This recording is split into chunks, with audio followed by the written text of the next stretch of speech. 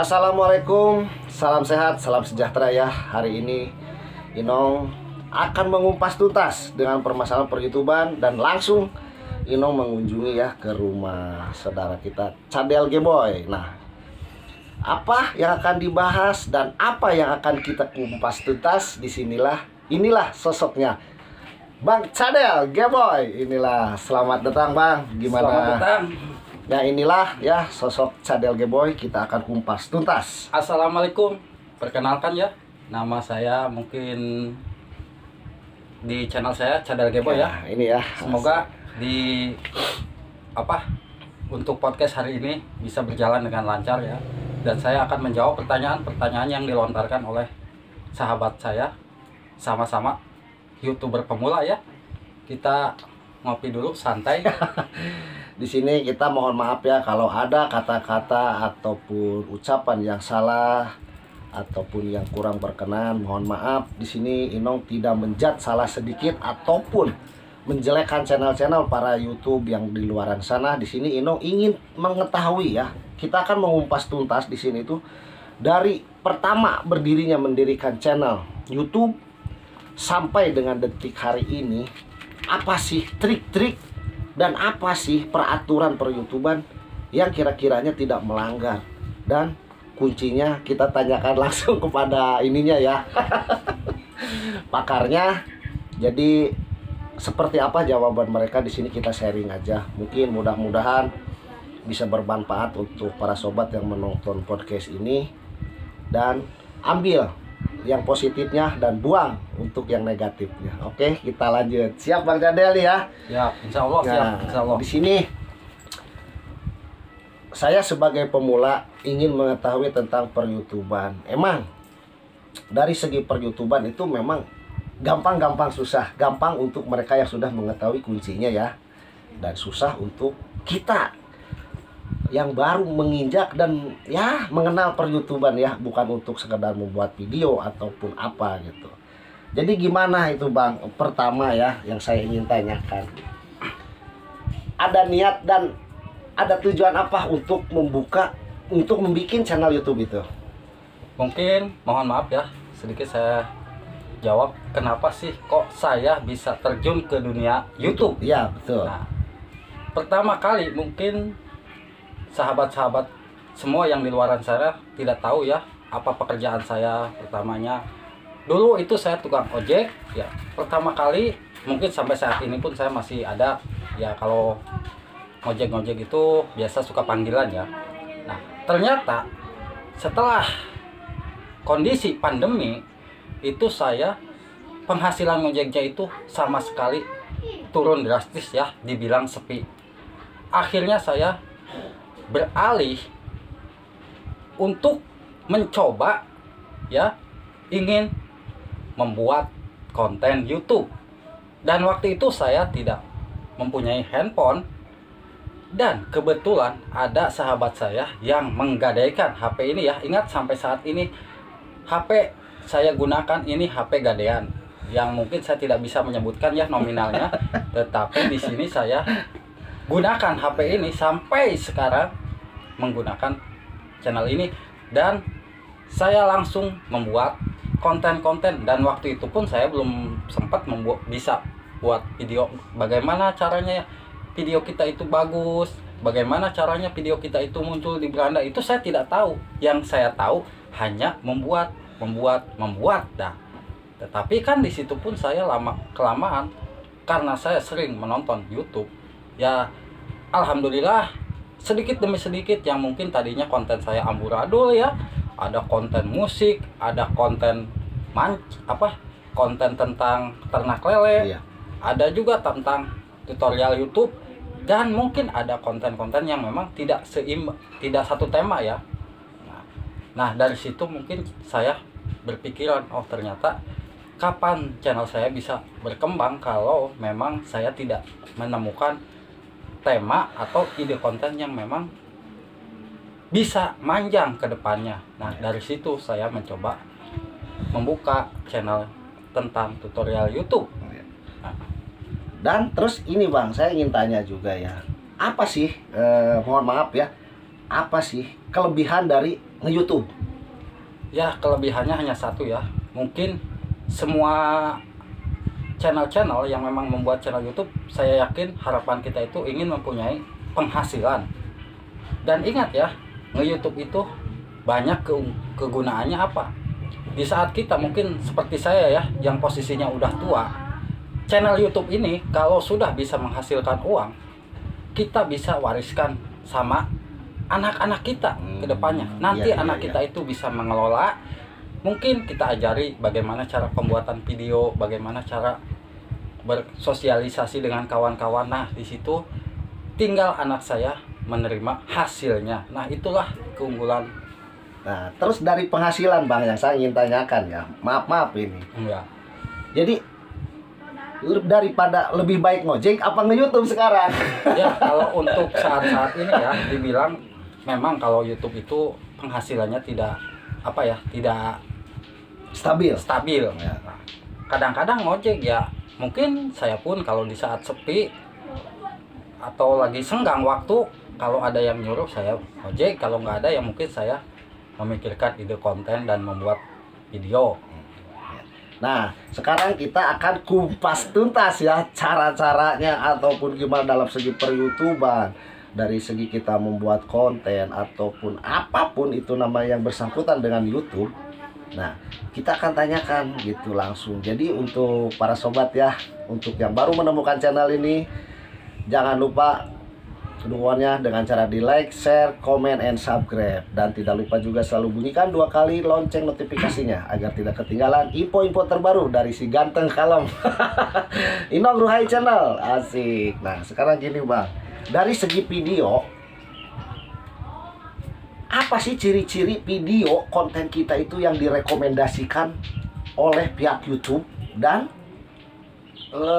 seperti apa sih harusnya gitu kita bikin konten itu dari video itu, dari yang ya ibarat kata bisa direkomendasikan oleh YouTube ataupun gampang dicari oleh para pemula gitu Bang. Nah, kalau masalah video kita yang memang YouTube menyukai, itu hal yang pertama itu mungkin kalau diisi konten kita itu misalkan kontennya itu hiburan ya. Nah, kalau konten kita hiburan, sudah pasti kita kontennya harus bisa menghibur para penonton ya. Apabila konten kita itu betul-betul sudah bisa menghibur penonton, sudah pasti penonton akan nyaman nonton video kita, sehingga video kita akan ditonton sampai habis dan durasi tonton pun akan bagus, sehingga video tersebut akan direkomendasikan.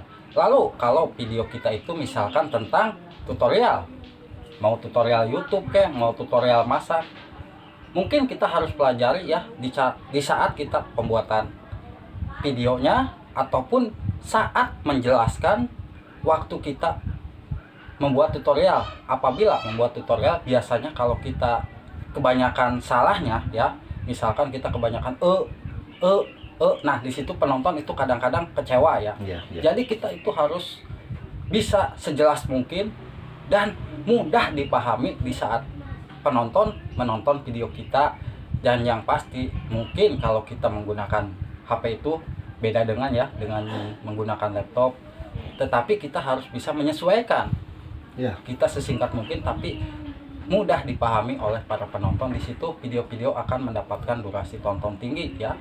Saya yakin rekomendasi akan terus berdatangan pada video-video kita selanjutnya. Ya, mungkin ya untuk para sobat bisa dipahami ya, untuk kita bongkar-bongkar secara kita awal dulu kita membuka cara membuat konten gitu ya, video seperti apa sih video yang harus direkomendasikan, terus gimana caranya. Nah ini kan tadi baru didapat penjelasan dari Bang Cadel ya, mudah-mudahan bermanfaat. Nah selanjutnya untuk cara gitu ya, untuk cara agar video kita itu cepat banyak peminatnya ataupun gimana ya pas kita waktu share itu, apakah ada waktu-waktu tertentu, apakah ada apa ya dengan segi kata kunci yang harus kita isi, itu gimana langkahnya Bang? Kalau masalah video kita itu waktu upload itu memang kalau melihat di analitik ya, di analitik itu memang kita sudah disediakan oleh YouTube untuk mengetahui di channel kita itu banyak orang membuka aplikasi YouTube itu jam berapa. Nah, di situ kan sudah dijelaskan ya, kalau yang ungu tua itu memang betul-betul di channel kita itu banyak penonton yang membuka aplikasi YouTube, sehingga video kita itu akan berkesempatan begitu kita publikasikan akan berkesempatan banyak yang mengklik karena banyak yang membuka aplikasi YouTube. Beda dengan kalau kita upload video di saat misalkan di analitiknya itu kita di paling atas ya, di paling atas biasanya agak-agak ungu muda gitu. Nah, itu jarang-jarang orang membuka aplikasi YouTube, dan di situ sulit video kita itu akan banyak yang mengklik karena tidak banyak orang membuka aplikasi YouTube. Nah, lalu mungkin dari pertanyaan sahabat ini tentang kata kunci. Nah, untuk kata kunci itu tergantung isi konten kita. Gunanya kata kunci hanya satu, agar video kita itu di saat dicari di penelusuran YouTube, mungkin di saat sobat semua membuat videonya itu tentang masak tempe dengan mudah misalkan ya, di situ dengan cara singkatnya. Apabila ada seseorang mengetikkan, sudah pasti ya para ibu rumah tangga yang ingin memasak tempe, resep tempe, mungkin di situ akan mengetikkan di pencarian YouTube cara masak tempe. Di situ kalau video kita menggunakan kata kunci yang maksimal, saya yakin video kita akan ketemu di pencarian YouTube dan akan berkesempatan diklik oleh para pencari di penelusuran YouTube tersebut. Nah, itu gunanya kata kunci sebetulnya Bang. Kata kunci itu memang sangat penting buat kita. Nah, jadi untuk para sobat ya, kata kunci itu dapat penjelasan barusan dari Bang Cadel, itu sangat penting untuk di konten kita. Tentunya kata kunci itu yang sesuai dengan video kita yang kita akan publikasikan.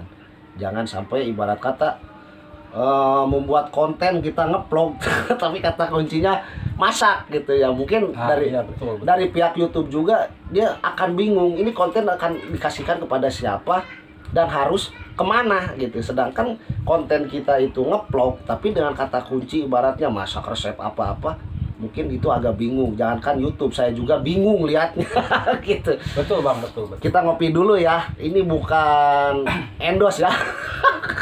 Kopinya bukan endorse. Nah, terus untuk cara pengisian deskripsi, hashtag, tag itu seperti apa sih Bang yang seharusnya diperbolehkan oleh pihak YouTube? Gitu. Sebetulnya kalau masalah pengisian, pertama mungkin ya yang menentukan video kita itu bisa direkomendasikan mungkin thumbnail, judul, deskripsi, dan hashtag dan juga tag ya. Ingat ya, untuk hashtag dan tag itu beda ya. Mungkin banyak yang bertanya, Bang, apakah kita menempelkan link di kolom deskripsi itu akan bermasalah buat channel kita? Nah, di sini saya jawab, kalau konten kita itu memang original dan deskripsi di video kita itu kata kuncinya sama dengan video kita. Misalkan video kita tentang tutorial YouTube cara menambah subscribe, di situ pun saya akan menambahkan cara menambahkan subscribe dengan mudah, dan di situ saya menyisipkan link. Tetapi link tersebut masih satu tema dengan video kita, itu tidak jadi masalah.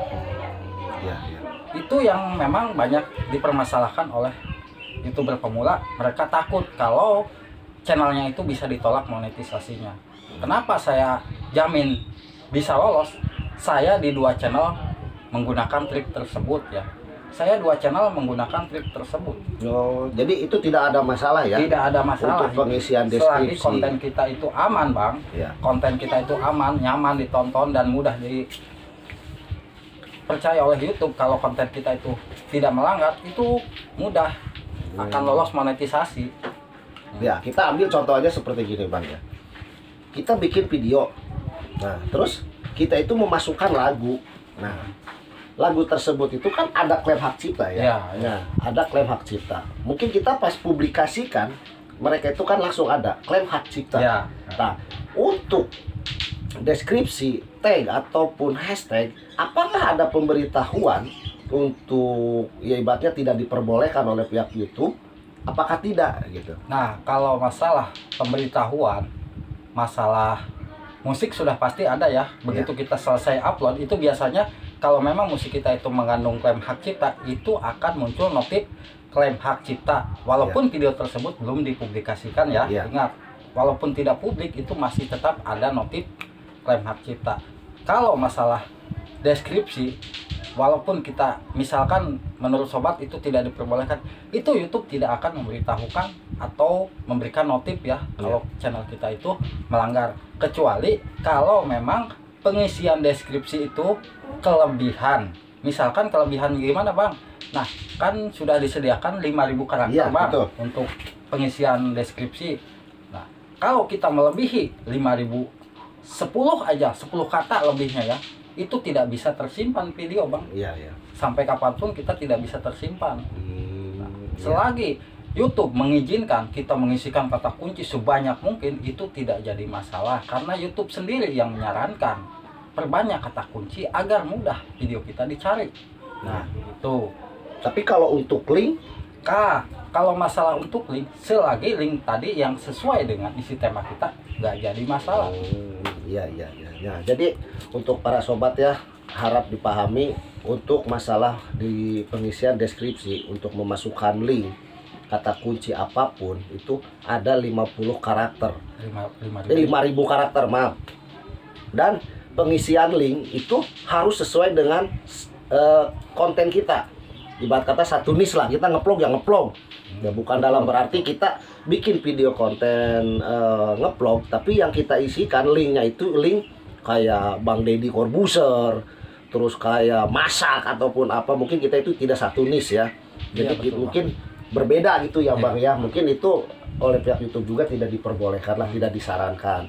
Nah, terus untuk durasi gitu loh Bang, yang banyak mempertanyakan itu, untuk durasi tonton kita video kita berkunjung ke sobat ya, berapa sih maksimal gitu yang tidak, kalau tahu nggak salah itu yang dibilang spam. Apakah 2 menit itu dimasukkan spam atau tidak, ataukah 3 menit pas atau lebih yang harus kita tonton agar ibaratnya notif kita itu masuk ke para sobat kita yang kita kunjungi. Kalau masalah durasi tonton, kita menonton video kawan kita misalkan sekian menit, itu YouTube tidak mempermasalahkan sebetulnya ya. YouTube itu tidak ada undang-undang kalau kita harus menonton kawan kita sekian menit, kita harus menonton kawan kita sekian menit, itu tidak ada aturan. Yang diinginkan oleh pihak YouTube hanya satu, video kita itu betul-betul menarik dan disukai, ditonton oleh penonton yang betul-betul menyukai video kita itu sampai full.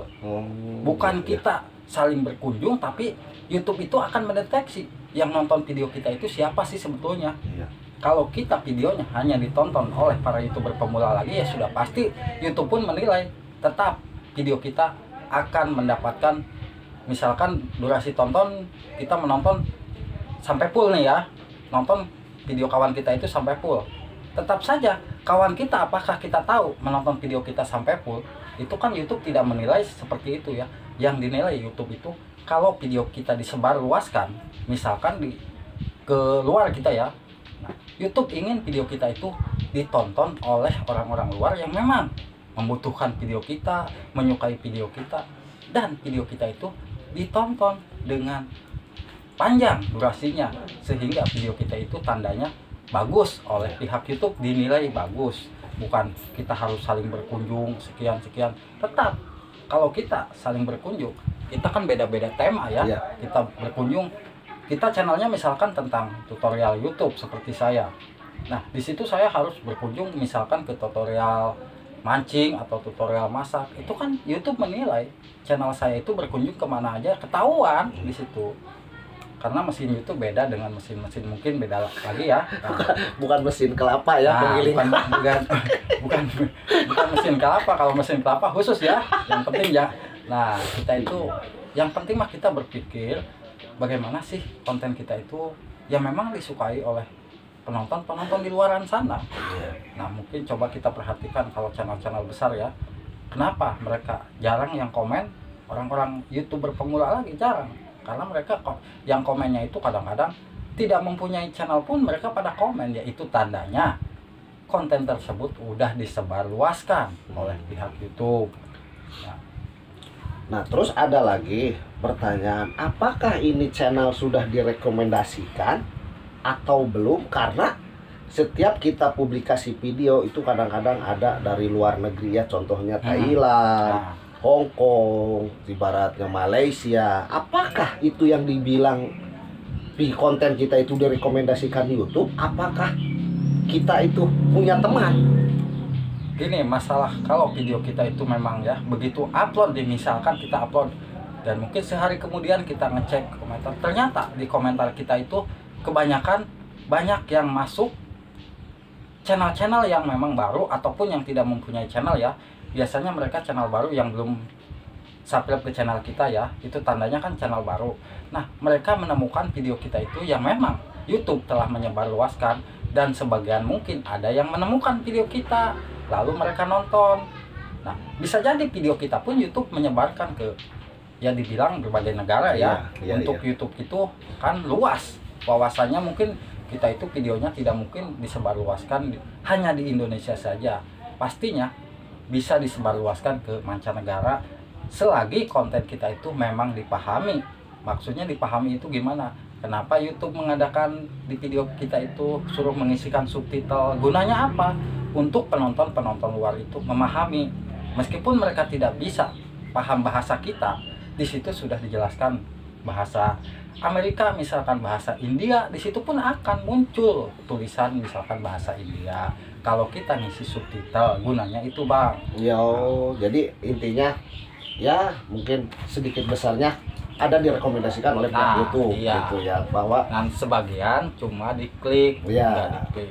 Nah, jadi itulah ciri-ciri video kita itu mendapatkan support dan direkomendasikan oleh pihak YouTube. Entah gitu video kita itu menarik ataupun dia menemukan dari beranda ataupun gimana, kita tidak tahu. Yang penting konten kita itu positif ya. Tentunya tidak melanggar ataupun kita itu menjat salah siapa gitu ya. Iya betul bang.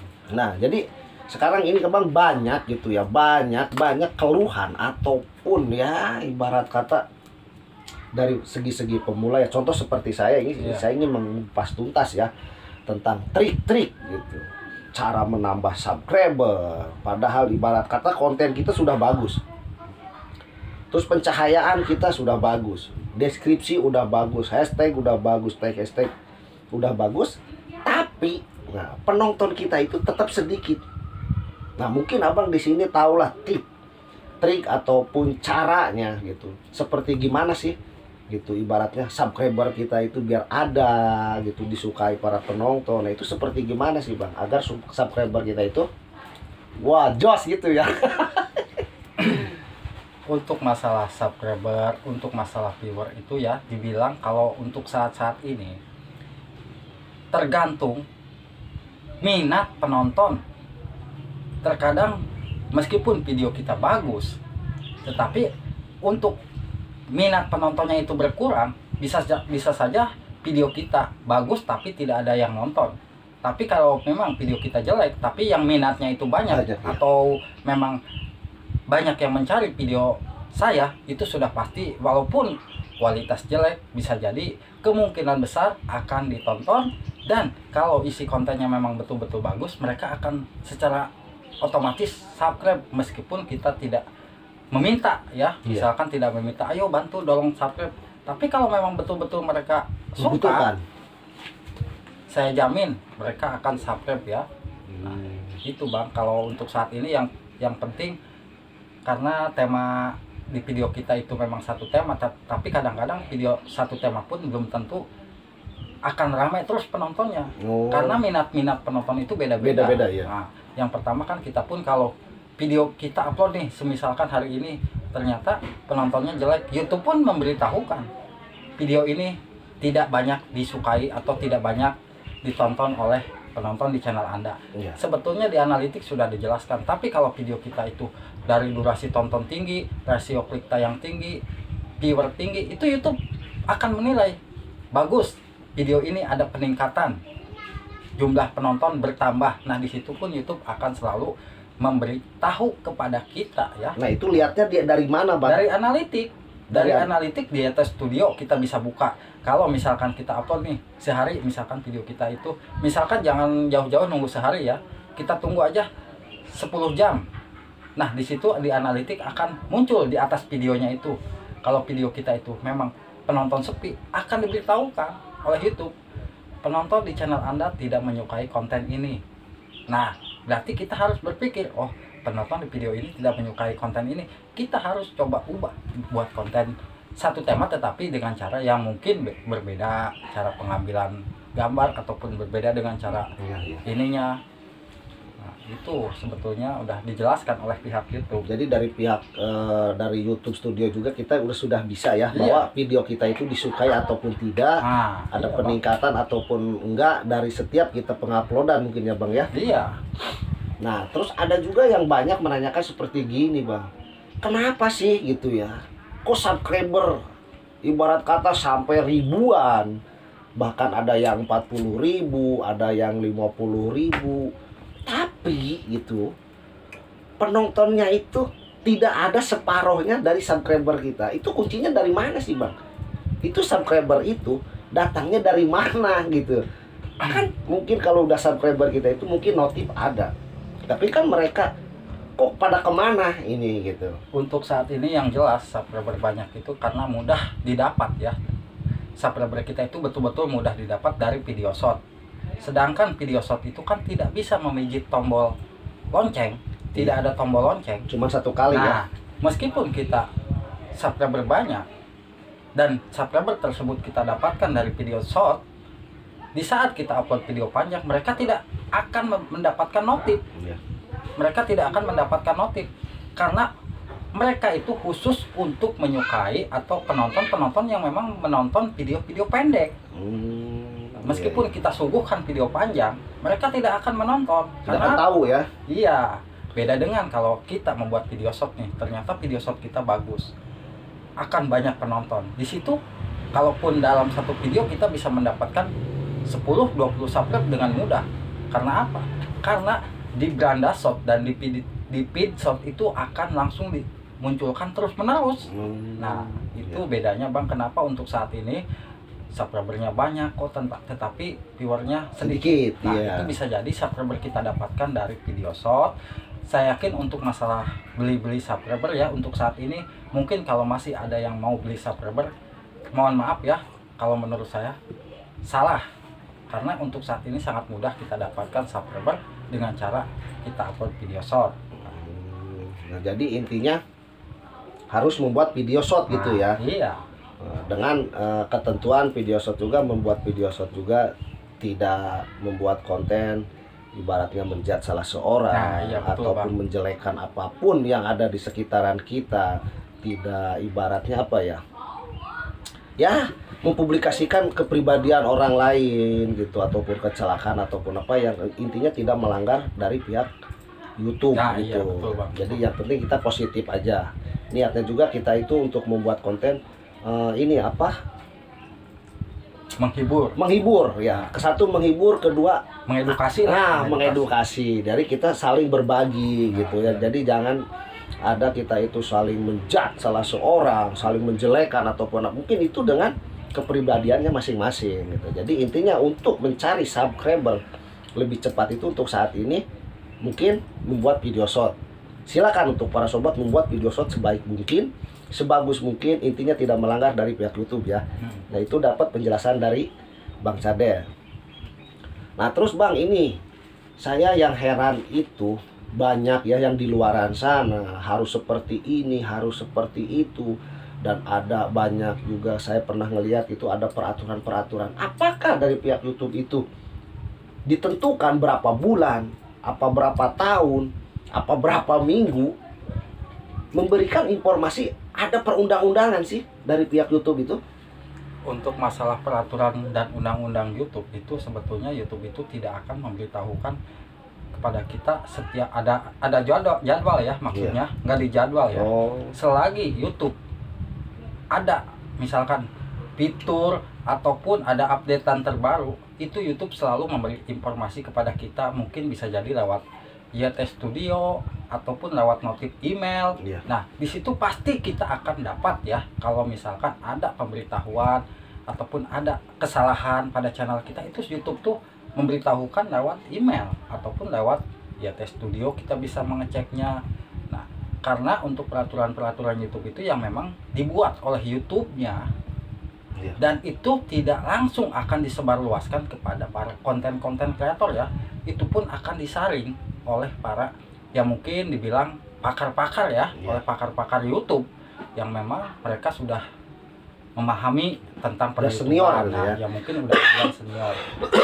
Kalau peraturan tersebut atau tentang kebijakan-kebijakan YouTube tersebut sudah cocok, misalkan ya, kita sudah cocok dan memang sudah bisa dipublikasikan. Nah, dari pakar-pakar tersebut nanti akan disebarluaskan melalui komunitas-komunitasnya, Bang. Nanti dari komunitas kita itu misalkan ya, contohnya saya ya, bukannya saya sombong, di sini saya selaku kontributor. Di situ nanti YouTube akan memberitahukan kepada kita para kontributor YouTube akan mengadakan meeting. Di situ nanti akan dikabarkan kalau misalkan ada nih di bulan depan atau akan ada updatean terbaru. Di situ Info-info terbaru itu ya. akan diberitahukan di situ langsung. Nah, nanti kita selaku kontributor ya mungkin akan membuatkan video-videonya dan disebarluaskan kepada konten kreator semua. Nah, itu Bang. Oh, jadi dari pihak YouTube itu tidak ada perundang-undangan ya, Tidak ada. dan tidak ada juga untuk info-info itu yang ditempokan, ibaratnya 3 bulan sekali akan Iya. ada informasi. Tidak ada. Dan memberikan informasi juga mungkin tidak akan ke konten kreator semua ya. Iya. Mungkin yang dibilang itu tadi itu Nah. mungkin kontributor YouTube, dan kontributor YouTube juga mungkin mereka akan saring lagi Nah, mana yang harus diberikan dan mana yang harus ya diedukasikan. kita harus disaring dulu Ya. ya. Nah, jadi gitu ya para sobat ya, untuk harap dimengerti. Jadi pihak YouTube itu tidak akan memberikan ataupun menge-share ibaratkan info-info terupdate ataupun apapun itu dari pihak per-YouTuban, dan tidak ada juga undang-undang ya dari pihak YouTube. Mungkin pihak YouTube juga akan memberikan tidak ke sembarang orang gitu. Tentunya akan memberikan mana sih orang-orang gitu ataupun senior yang harus kita berikan informasi tersebut gitu ya. Jadi lebih jelas lagi gitu. Jadi karena banyak ada yang berbicara YouTube ini mengeluarkan undang-undang seperti ini, nonton kita itu jangan 2 menit ataupun 3 menit. Nah, itu kelebihannya apa sih untuk kita? Mungkin kan dibilang si senior itu belum tentu dia juga menonton video kita Bang ya. Ya, iya. Jadi kita harus nonton itu. Itu kan berarti menguntungkan salah satu pihak Bang ya. Ya, iya betul. Apakah itu diperbolehkan oleh pihak YouTube untuk membodohi para konten kreator pemula? Nah, itulah ya, sekarang ini kebanyakan bukannya saya menjelekan channel lain ataupun saya menjelekan YouTuber pemula. Sebetulnya kalau kita betul-betul ingin menjadi seorang YouTuber pemula, kunci kesuksesan ada pada diri kita sendiri ya. Kita harus punya prinsip sendiri ya. Jangan terlalu mempercayai kata-kata orang yang memang kata-kata orang itu yang dibilang salah jalan ataupun kita.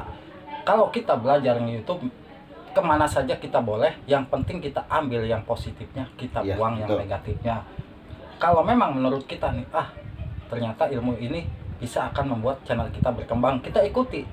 Wah, ternyata kok kata-katanya salah jalan, kita buang, kita lewati ya. Untuk masalah nonton durasi full itu yang mungkin itu khusus channel-channel yang memang sedang saling berkunjung, tetapi itu pun kebanyakan ya, bukannya saya ngomongin kebanyakan mungkin ya dibilang 1-2 lah kita nonton sampai habis, tetapi belum tentu mereka itu menonton kita sampai habis. Apalagi untuk di grup biasanya itu ya dibilang akal-akalan doang, iya, pinginnya dia ditonton habis tetapi dia nggak amanah nonton video kita. Kadang-kadang baru 1 menit 2 menit ditinggalkan. Nah, memang kalau bagusnya video kita itu mendapatkan durasi tonton yang memang durasi tonton tersebut dari penonton alami. Nah, itu yang bagus Bang. Jadi intinya ibarat kata ya, kalau tuh emang kita itu kan ibarat kata ada ya, apa yang kau tuai itulah yang akan, apa yang kau itu tanam itulah akan yang dituai. Iya, betul, gitu Bang. Jadi ibarat kata udah mah kita bodoh dari segi per-YouTuban, janganlah sekali-kali kita itu memberikan penjelasan ataupun edukasi yang membodohi kita. Dan kita juga sebagai pemula harus pintar berpikir dengan secara akal pikiran sehat. Iya, Bang, gitu. betul. Jadi jangan mempercayai dengan satu sisi. Ibaratkan dalam arti satu sisi apa ya? Oh, kata si ini dia bagus, kata si itu bagus. Belum tentu untuk diri kita sendiri itu bagus. Karena beda orang itu beda prinsip dan beda pendapat. Gitu. Emang pendapat kita masing-masing bebas. Kita mengeluarkan apapun gitu ya yang dibicarakan. Tapi kita juga jangan sampai dibodohi oleh diri kita sendiri. Karena yang mendirikan channel kita itu diri kita, bukan orang lain. Nah, tapi kita juga harus merespon diri kita sendiri. Di samping kita itu mempelajari, kita juga ya harus ambillah positifnya. Jangan ibaratnya mempercayai dari satu pihak itu Bang ya. Iya, betul. Jadi kita juga nggak boleh lah menjelekkan, apalagi membodohi. Aduh, nantinya ruhai gitu ya, membodohi. Jadi kita itu terus mengikuti membodohi gitu ya, membodohi orang lain. Karena kita itu dari awal juga kita sudah dibodohi gitu. Kita sudah udah bodoh, kita dibodohi, dan kita yang belum tahu apa-apa kita bikin konten ya kita juga membodohi orang lain gitu. Nah, jadi intinya terima kasih ya untuk para sobat yang udah menyimak gitu ya penjelasan. Kita bongkar tuntas nih ya dengan Bang Cadel ini. Ini sosoknya Bang Cadel ya. Bang Cadel ya ibarat kata kalau bagi Inong pribadi gitu ya, mungkin dia senior Inong ya. Karena sedikit besarnya dia juga sudah berbagi ilmu, dan berdirinya YouTube itu Inong juga mendapatkan support dari mereka gitu ya. Dan perkenalkan juga ini mereka itu teman, sahabat di saat kita ngojek bareng. Sampai detik hari ini kita itu masih bersama. Alhamdulillah ya, Allah memberikan umur panjang, tetap kita bersama gitu. Nah sekarang gini Bang, ingin Inong tanyakan, mungkin Inong juga tidak akan panjang lebar ya. Apa sih penyebab banyak gitu ya yang berbicara, wah si ini bagus, si itu bagus. Kok ibarat kata yang Inong lihat itu sekarang itu suhu ataupun senior-senior itu ataupun pemula, kok doyannya kayak didongengin Bang? Ya itu memang Bang, untuk saat-saat ini YouTuber pemula ini mungkin dibilang gimana ya, mereka itu justru tidak pernah mengoreksi channelnya sendiri.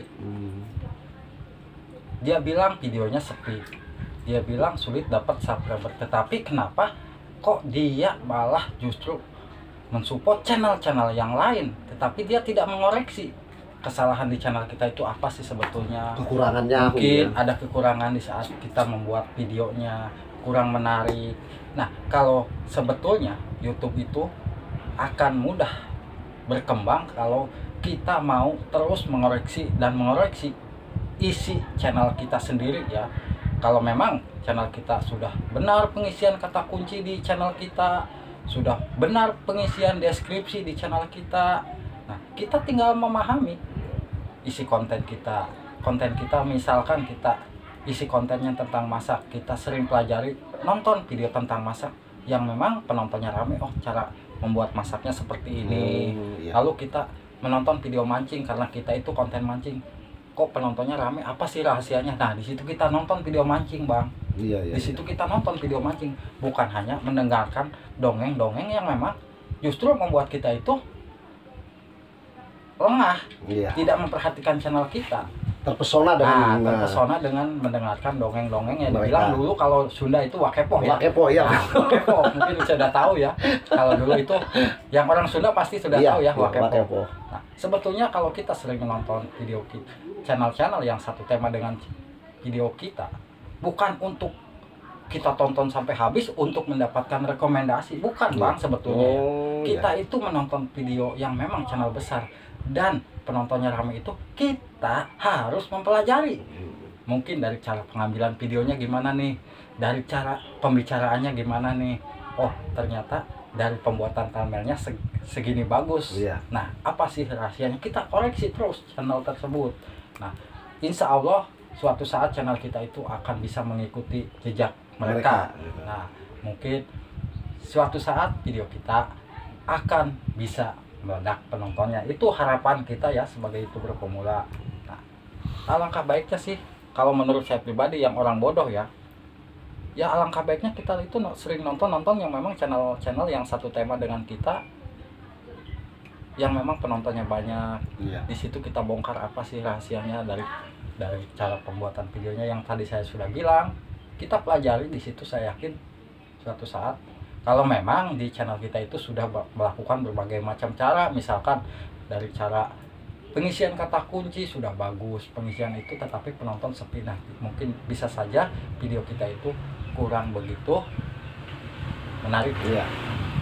Nah, jadi untuk para sobat ya, di sini mungkin ini apa ya yang bilang dikatakan tuh podcast perdana. Podcast perdana ya. Podcast perdana ya. Sama-sama saya juga masih pemula ya, sama-sama saya juga masih belajar. Ya mohon maaf apabila ada kata-kata saya yang menyinggung atau yang memang sok-sokan ya. Mohon maaf, saya tidak ada kata-kata seperti itu. Sama, saya juga masih belajar di sini. Nah, di sini Inong tekankan, di sini Inong tidak akan menjudge siapapun ya, channel-channel senior ataupun bawahan ataupun ya sudah separuh gitu ya. Jadi di sini Inong cuman ingin membongkar gitu ya. Mungkin lebih banyak lagi yang harus Inong bongkar. Tapi mungkin untuk saat ini sampai di sini dulu, karena dengan waktu dan kondisi ini mungkin tidak ya bersahabat. Jadi untuk para sobat ya, apa yang diutarakan oleh Bang Cadel, Inong ucapkan banyak terima kasih ya setelah memberikan semua trik ataupun kita ilmu cara apapun gitu ya. Di sini saya Inong juga tidak akan menyebutkan channel-channel siapapun gitu. Mudah-mudahan berguna untuk para sobat yang pemula seperti Inong ini, bisa bermanfaat gitu ya. Kita ambil positifnya. Jangan kita selalu ambil negatifnya, orang itu seperti ini, seperti itu. Biarkanlah itu mungkin kewibawaan mereka. Kita itu tidak bisa menyamakan satu dengan yang lain. Mungkin cara Bang Cadel untuk memberikan tutorial seperti gini, mungkin yang lain ya seperti ini. Kita kan tidak sama. Jangankan orang lain gitu ya. Satu keluarga pun itu tidak akan sama. Gitu. Betul. Diibaratkan bambu satu rumpun itu tidak akan mungkin sama semua. Tidak akan lurus semua dan tidak akan bengkok semua. Pasti ada lurus antara satu ataupun dua. Jadi di sini Inong tidak akan membanding-bandingkan dengan orang lain ataupun apa. Di sini Inong pribadi hanya ingin tahu dan mendalami dari pihak per-YouTuber yang mungkin Inong ini merasa Inong masih banyak kekurangan. Jadi gimana sih caranya dan harus gimana dan kemana Inong harus melangkah untuk ibaratnya melanjutkan channel Inong itu lebih wow gitu ya. Kalau kata Sunda mau menang gaji. Mungkin kalau dapat gaji dari pihak YouTube ya sedikit besarnya Inong juga bisa membantu dari kehidupan ataupun perekonomian keluarga gitu ya. Yang untuk saat ini itu untuk pihak lelaki itu sulit untuk mencarikan pekerjaan. Iya Bang, betul Bang. Ya. Harus betul-betul kitanya kreatif sendiri lah.